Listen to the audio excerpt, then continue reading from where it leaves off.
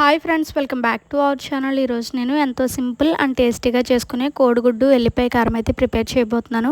మీకు ఎప్పుడైనా టైం లేనప్పుడు, లేదంటే నోటికి ఏదైనా కారంగా తినాలి అనిపించినప్పుడు ఈ రెసిపీని అయితే తప్పకుండా ట్రై చేయండి. టేస్ట్ అయితే చాలా బాగుంటుంది. కావాల్సిన ఐటమ్స్ అయితే చూద్దాం ఫ్రెండ్స్. 3 మీడియం సైజ్ ఆనియన్స్, అలాగే ఒక 2 పచ్చిమిర్చి, 2 కోడిగుడ్లను అయితే తీసుకోవాలి.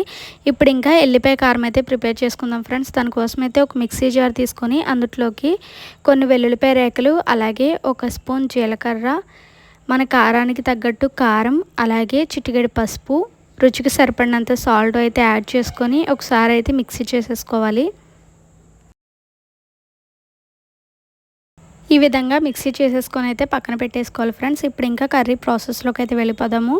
దానికోసం అయితే గ్యాస్ ఆన్ చేసుకొని ఒక కడాయి పెట్టుకొని అందులోకి ఒక 2 టేబుల్ స్పూన్ ఆయిల్ అయితే యాడ్ చేసుకోవాలి. ఆయిల్ హీట్ అయ్యాక అందులోకి కట్ చేసి పెట్టుకున్న ఆనియన్స్, పచ్చిమిర్చి అయితే వేసేసుకొని కొంచెం సాఫ్ట్ అయ్యే వరకు కూడా లో ఫ్లేమ్లో పెట్టుకొని అయితే కుక్ చేసుకోవాలి. ఆనియన్స్ ఈ విధంగా కుక్ అయ్యాక ముందుగా మనం తీసుకున్న కోడిగుడ్లను అయితే అందులో వేసేసుకొని ఒక 2 మినిట్స్ పాటు మూత పెట్టుకుని అయితే కుక్ చేసుకోవాలి. 2 మినిట్స్ తర్వాత మూత అనేది ఓపెన్ చేసి చూస్తే ఈ విధంగా కుక్ అవుతుంది ఫ్రెండ్స్. ఇప్పుడు వాటిని గరిటెతో అయితే బాగా మిక్స్ చేసుకోవాలి.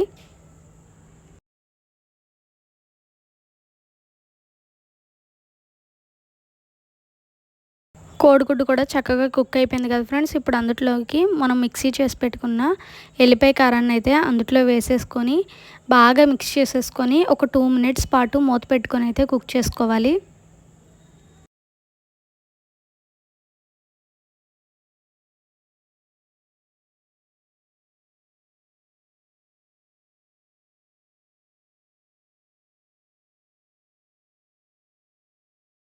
ఫైవ్ మినిట్స్ తర్వాత మూత అనేది ఓపెన్ చేసి చూస్తే ఈ విధంగా కుక్ అయిపోతుంది ఫ్రెండ్స్.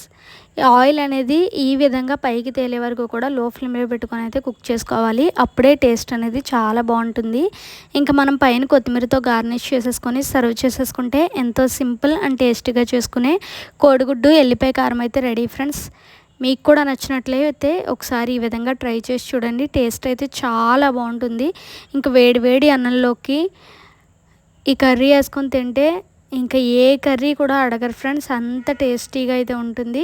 తప్పకుండా అయితే ఈ రెసిపీని ట్రై చేయండి. అలాగే మన ఛానల్ని ఎవరైనా ఫస్ట్ టైం చూస్తున్నట్లయితే ప్లీజ్ సబ్స్క్రైబ్ చేసుకోండి. పక్కనే ఉన్న బెల్ ఐకాన్ని క్లిక్ చేయడం మాత్రం అస్సలు మర్చిపోకండి ఫ్రెండ్స్. Bye friends.